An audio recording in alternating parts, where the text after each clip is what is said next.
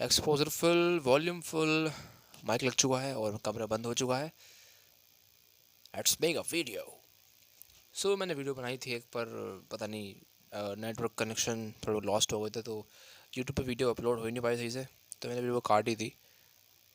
अब वो ज़्यादा वीडियो रिलेटेड थी नहीं, मतलब हाँ सही थी वैसे। मॉर्निंग में मैंने जो वीडियो बनाई थी वो थोड़ा बहुत ऐसे ही अपने हाल से बताए थे, बट अब मैं जो कि रेडी हो चुका हूँ वीडियो बनाने के लिए, तो मेरे पास एक अच्छा सा एक वार्तालाप करने का विषय है जो कि है मार्कस ऑरेलियस। वो एक रोमन एम्परर थे, रोमन प्यूपल थे, मतलब रोम में पैदा हुए थे, सी बात ये है। और वो एक फ़िलासफ़र हैं, सॉरी थे, बट जो स्टोइसिज्म है ना, जो कि मैंने बहुत बार बात करी है पहले भी, उसको पॉपुलर इन्होंने ही किया है, मार्कस ऑरेलियस ने। और मुझे पता नहीं था कि ये क्या है, ये मैं नाम सुना था बस, जब भी मैं वीडियो सीखता था, स्टोइसिज्म से रिलेटेड बुक पढ़ता था, focus on what matters by Darius Foroux, तो मार्कस ऑरेलियस का नाम और एपिक्टेटस, सेनेका, ये सब नाम मैं सुनता रहता था। बट आज मैंने पहली बार मार्कस ऑरेलियस के बारे में पूरी एक वीडियो देखी। देसी फिलोसफर करके एक चैनल है, उसमें पूरा हिंदी में अनुवाद पूरा बता रखा है, उनकी स्टोरी, उनके लाइफस्टाइल, वो कैसे रॉयल फैमिली में से बिलोंग करते थे और कैसे उन्होंने प्रॉब्लम्स को हल करा, उनकी एडवांटेजेस सब चीज़ें। तो सब कुछ एक तरीके से मुझे स्टोइसिज्म के बारे में पता चल गया। वो 2 घंटे की वीडियो आप भी देख सकते हो। बट मेन क्वेश्चन इस वीडियो का ये है कि मार्कस ऑरेलियस सही थे या गलत। सही बताऊँ तो वो मेरी तरह थे मतलब मैं उन्हें अपने आप से कंपेयर नहीं करता, और मैं कंपेयर बिल्कुल करता नहीं हूँ। मैं चाहता नहीं कंपेयर करूँ किसी को अपने आप से, अपने आप को किसी से। बट मैं अपने आप से कंपेयर करना चाहता हूँ, और यही सही है तरीका, है ना।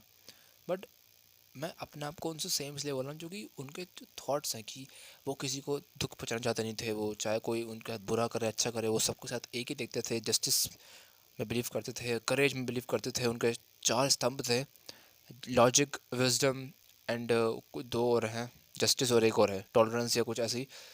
तो स्टोइसिज्म की मेन चीज़ें उन्होंने सीखी, और क्रिटिक्स बोलती है कि वो गलत थे, वो ऐसे थे, वो वैसे थे, वो हर समय मतलब सिर्फ सहते रहते थे। कुछ ऐसे मतलब ऐसा नहीं है कि उनके सामने उनका बेटे को कोई ख़त्म कर दे तो ऐसा नहीं है कि वो कुछ करें एक्शन, नहीं बस हाँ सहते रहेंगे, टॉलरेट करते रहेंगे, नहीं। उनका लाइफ स्टाइल अलग ही था। मैं एक चीज़ दिखाता हूँ आपको, शायद से मैंने आपको पहले भी दिखा रखा है ये, कि मैंने ये हाजमे ईपो का ईपो बनाया था बहुत पहले, और इसके ऊपर मैंने आज कल परसों ऐसे कुछ रिसेंटली ये बनाया मैंने। दिखाई नहीं दे रहा उसी से, चूँकि मेरे कैमरे क्वालिटी बेकार है, ठीक है। ओके, शाहरुख खान देखो पीछे तो ये जो मैंने पर्चा दिख रहा है, ये मैंने यहाँ पे स्टोइक बिलीव्स लिखे हैं इन शॉर्ट में।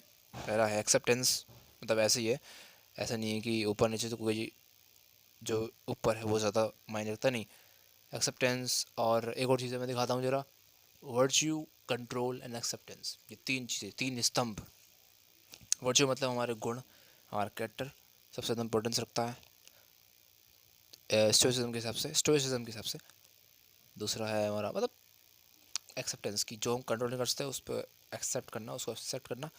और तीसरा है हमारा कंट्रोल, अपने आप कंट्रोल, जो कंट्रोल कर सकते हैं उनको कंट्रोल करना। और ये मैं कितनी बार बोल चुका हूँ कि focus on what you can control, focus on what matters, और ये स्टोइसिज्म का ही मेन कोर है। और स्टोइसिज्म जो है वो बहुत पहले से ही चलता आ रहा है। उससे पहले मुझे ज़्यादा नाम पता नहीं है, मैं ज़्यादा ना नाम वाम में ज़्यादा याद करता नहीं, क्योंकि मैं कोई स्कूल में कोई सब्जेक्ट तो याद कर दे रहा हूँ कि इसकी डेट ऑफ बर्थ याद होनी चाहिए, कब पैदा हुआ, कब मरा, या इसका नाम क्या था, ये नहीं। मैं बस मेन चीज़ याद रखता हूँ। मेन चीज़ ये है कि it's a way of living. Stoicism at the end of the day, it's a way of living, it's a way of thinking. और ये काफ़ी बढ़िया थिंकिंग, और ये नहीं कह रहा कि सब कुछ बिल्कुल बिल्कुल सही है, ये बिल्कुल गलत है, नहीं है, बिल्कुल सही है इनर वर्ल्ड के हिसाब से, हमारे अंदर के दुनिया के हिसाब से। मैंने बाहर की स्टोइसिज्म जो बाहर के चीज़ों में आउटर वर्ल्ड में यूज़ होती है वो मैंने नहीं देखा, और ना मैंने अपनाया भी। बट मैं मानता हूँ कि हमें अंदर से राम और बाहर से कृष्ण होना चाहिए। बहुत बढ़िया, क्या बात कही है। बट बस कहने से कुछ नहीं होगा। और हाँ, ये बहुत कुछ चीज़ सिखाता भी है। मार्कस ऑरेलियस ने अपने, जब वो बिल्कुल बुढ़ापा चल रहा था उनका, तो एक बुक लिखी थी उन्होंने मेडिटेशंस नाम से, और उन्होंने अपनी वीकनेस बताई, अपनी चीज़ें बताई क्या है क्या नहीं है। रोमन एम्परर होने के बावजूद भी वो कंफर्ट को सीख नहीं करते थे, वो कंफर्ट से दूर रहते थे ज़्यादा से ज़्यादा। लोग कहते थे कि यार भाई देखो, जब कोई इतना अमीर है तो वो चाहेगा ही ना कि वो, मतलब वो यही कहेगा कि भाई पैसा कुछ नहीं रखता, पैसे से कुछ नहीं होता। पर अगर कोई गरीब आदमी को पैसे दो तो उसे पता चलेगा कि पैसे की क्या अहमियत है। अमीर इंसान को क्या पता कि पैसे क्या अहमियत है। बट भाई उनकी गलती थोड़ी है इसमें।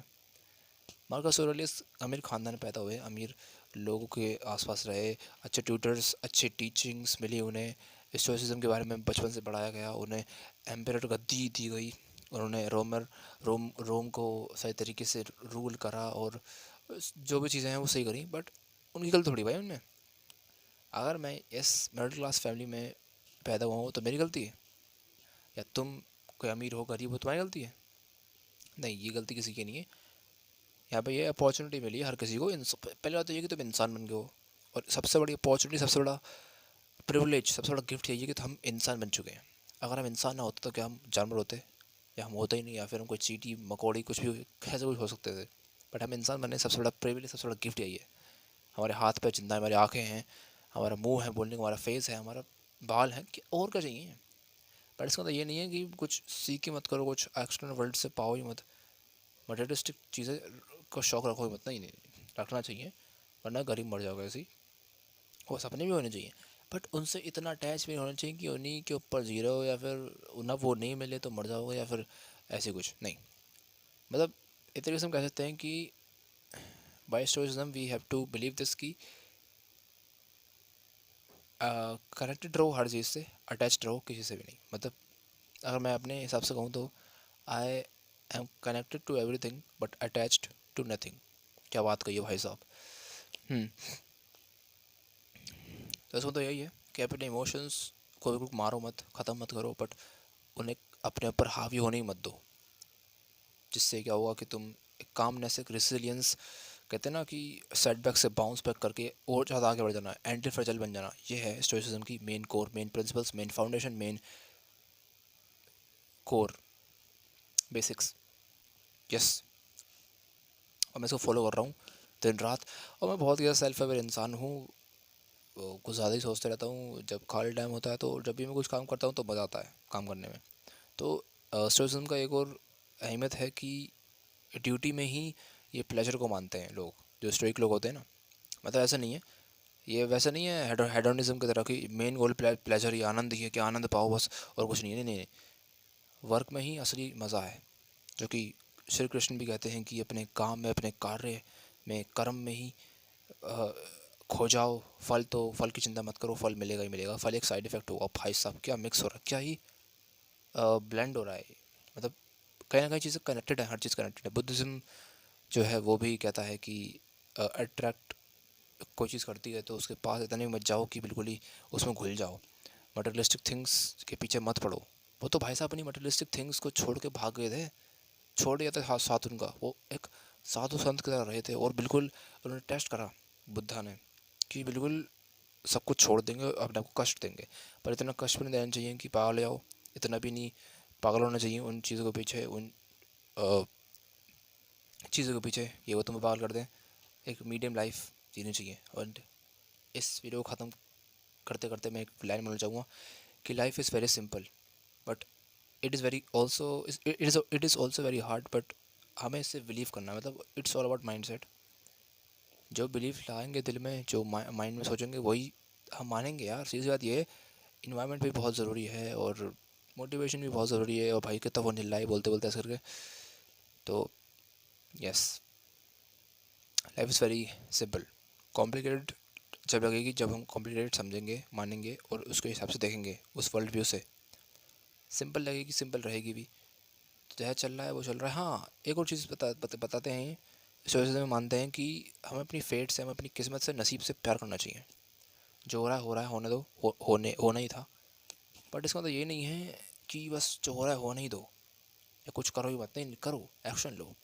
पर जो हो गया था, पास्ट में जो हो चुका है वो हो ही चुका है। उसके ऊपर लेकर बैठ मत कि ओ ये हाँ हुई, नहीं। हो चुका है, हो चुका है। जो आगे आने वाला है उसके ऊपर ध्यान दो। प्रेजेंट मोमेंट में रहो और मज़े लो।